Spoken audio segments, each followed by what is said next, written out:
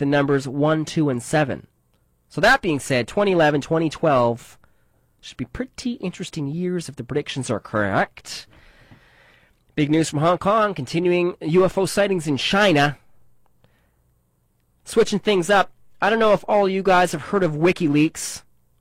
First of all, before we get to the WikiLeaks, thanks, Mr. Brown, my father, for giving me the information that he read in the Toronto Star about the astrobiology conference at NASA. So the WikiLeaks.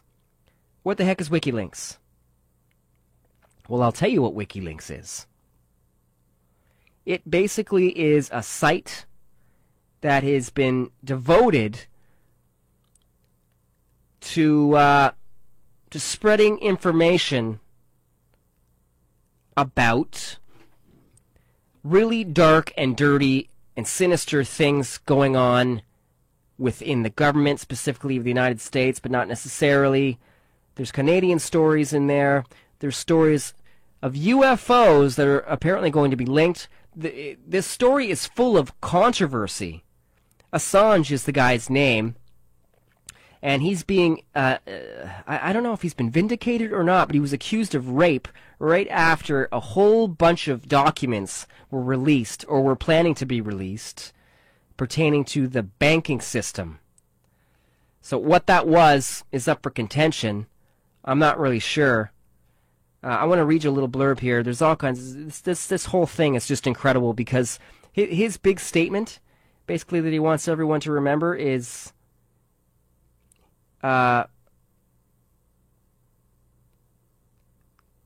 he basically says that history will win, quote unquote. The truth basically will prevail is what he's saying. Let me read you a little bit of this article. This comes from MSNBC. WikiLeaks chief expect UFO talks and future files. From London, WikiLeaks founder Julian Assange said on Friday that there were some references to UFOs and yet to be published confidential files obtained from the U.S. government. This is big news. Now, Assange has, quote-unquote, gone into hiding. His lawyer said he hasn't. He's had death threats on his life by governments and other private organizations for this information. He's basically spilling the beans on all the bullshit going on out there in the world, the dirty world of lies and deceit. And I say hallelujah to Mr. Assange for him releasing this information because these people are getting away with literally murder. Murder. Lies and deceit right from the beginning, basically. But the last 50 years, 60, 70 years has been specifically disgusting and sinister. So I say, good on you, Julian Assange. I just hope that the rumors of the rape is not true and that it's actually been pinned on you as a way to get you away from broadcasting and publishing WikiLeaks documents.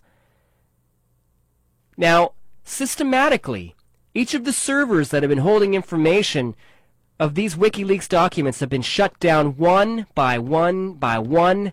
I don't know if they're back up now. They might be.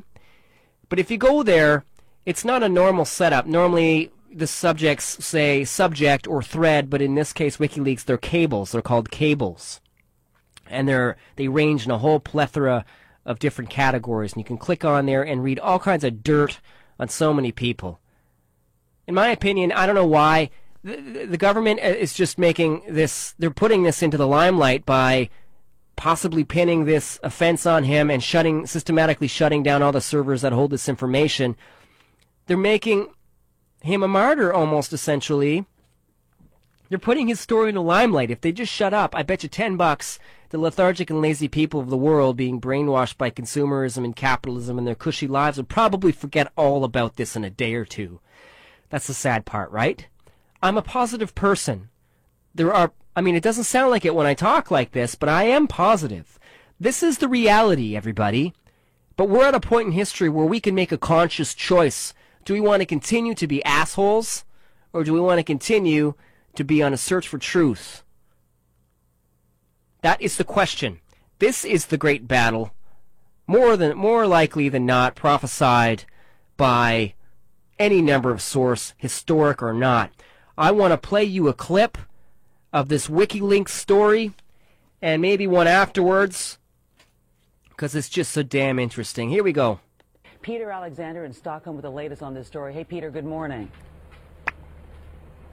And good morning to you from Stockholm. Even Julian Assange's own lawyer admits his client's legal appeals here in Sweden have been exhausted, and now there are growing indications that Assange could be arrested in Britain as early as today. For the last several days, Assange, the controversial founder of WikiLeaks, has been working without rest to keep his website running. His lawyer confirms he's at a secret location somewhere in Britain. He's not in hiding, evading any Interpol arrest warrant. He has genuine concerns for his personal safety as a result of numerous very public calls for his assassination. The 39-year-old Australian computer hacker is wanted for questioning in Sweden about allegations of rape and sexual molestation, allegations he vehemently denies. They have been abused. They have gone to the police in the same way as, unfortunately, thousands of women do every year. In an exclusive interview with NBC News, Klaus Bergstrom, the lawyer for the two women, also rejected Assange's claim that the sex was consensual. I'm not surprised that that is his standpoint, of course, and that is why he has to be interrogated. The Swedish prosecutor insists Assange's case is being handled like any other and is not part of an international conspiracy. There has been no contacts whatsoever from other countries or authorities. Assange came to Sweden for its liberal freedom of the press laws. Now that same country may be where Assange's own freedom ends. And once Assange is finally arrested, the Swedish prosecutor tells me, and that it could be days, if not weeks, before he is extradited back here to Sweden. Peter Alexander this morning. Peter, thanks. I'm going to play you another clip here, because the story is just too cool for school. And this is another one here from MSNBC.com. There may be a little ad here that I'll just shut up if it actually starts. I don't know if I'm connected. Nonetheless, that was the clip I wanted to play for you right there about Assange. And it is just curious, the controversy surrounding this guy. But he says, wait, folks, there are UFO files that he's come across. What do they say? That is the big question. Only time will tell. Keep your eyes posted and peeled for the continuing saga of Assange. So, what else is going on? One quick story, and I'm going to get to the Michael Schratt interview, which is fantastic. There's just been so much to talk about. I haven't done a show in a month, so all this news has been piling up, and I have to keep going with it. Continuing saga of the UFO hacker Gary McKinnon continues. The British UFO hacker who hacked into government files, found all kinds of dirt on UFOs. One specifically, from what I understand, had to do with an enormous, miles and miles, large UFO outside Earth's orbit. This was one file that he apparently came across. Now, I don't know how accurate my information is right here, but that's the gist of it. That's my disclaimer. So, he's been fighting extradition to the U.S. because, of course, he lives in Britain. The U.S. were like, what are you doing? It's a matter of national security. We're throwing you in an American prison for what you've done. And the Brits were like, no. We're keeping him here. He'll be fine. He'll drink tea. He'll eat crumpets. He'll serve his time, and he'll get out. But the Americans are still fighting. You'd think by now, after all of this disinformation and all of these campaigns to keep people quiet, that the U.S. should learn that the populace seems to be so apathetic in a way that if they just let it go for a couple days, people would forget about it, like I mentioned before. But because they keep doing this, it keeps getting into the news because they keep mentioning it. So, pretty interesting. They're still trying to get him to the U.S. Funny thing is when you ask Gary McKinnon, now I haven't talked to him directly, but this is what I've heard from other folks. When you ask him specifically what he's read and found out from these secret files that he hacked in quite easily because the passwords were set to a default kind of setting. He says, I was too drunk and stoned to remember what I was reading and doing, but I did come across this stuff. This is the gist. So it's an awful lot of movement here by the United States for a guy who can't even clearly talk about what he saw. Now, when he's interviewed, however, he seems to be very clear-headed, very, very well-spoken, and who knows? If you ask me, he may even be an extraterrestrial himself.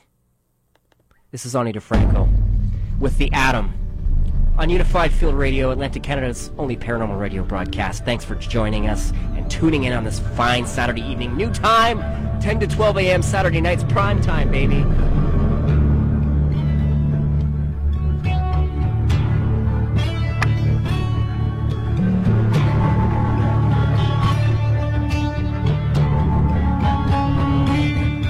There's much beauty left in the world, and sometimes musicians say it best, especially when you're talking about Ani DeFranco. Here you go.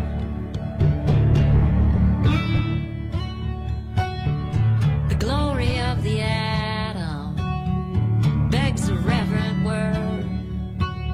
The primary design of the whole universe. Yeah, let us sing its praises. Let us bow our heads in prayer at the magnificent consciousness incarnate there.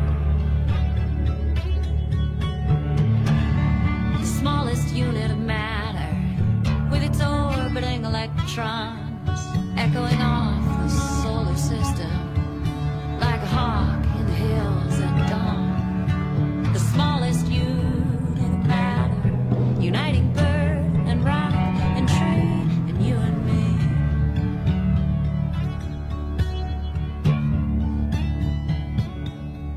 Oh, holy is the atom, the truly intelligent design to which all of evolution is graciously aligned. The one single structure to which everything distills, the air, the wood smoke there, and the hills.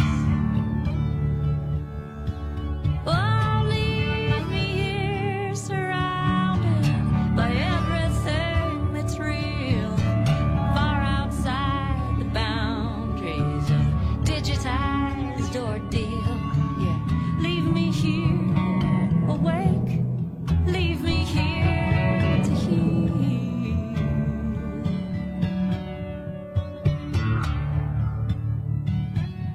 Human beings are a cross between monkeys and ants. You can see us from your spaceship, melting the polar ice caps with our arrogance. Summoner conquerors of angels, dressed in riot gear. We got ourselves a serious situation down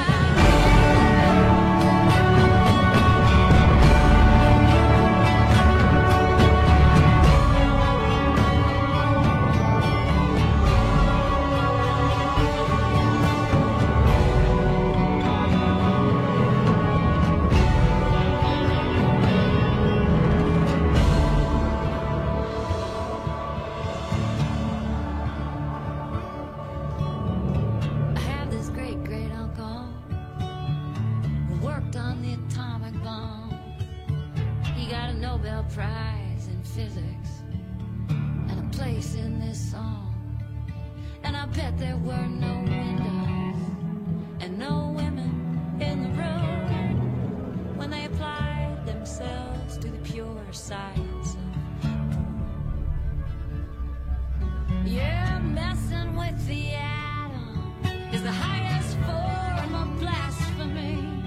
Whether you are making weapons or simply electricity, someone fashioned me a puppet. I have been called to engage with the maniacal heretics of the nuclear age. Yes, indeed. Ani DeFranco with a beautiful song, The Atom off Red Letter Year.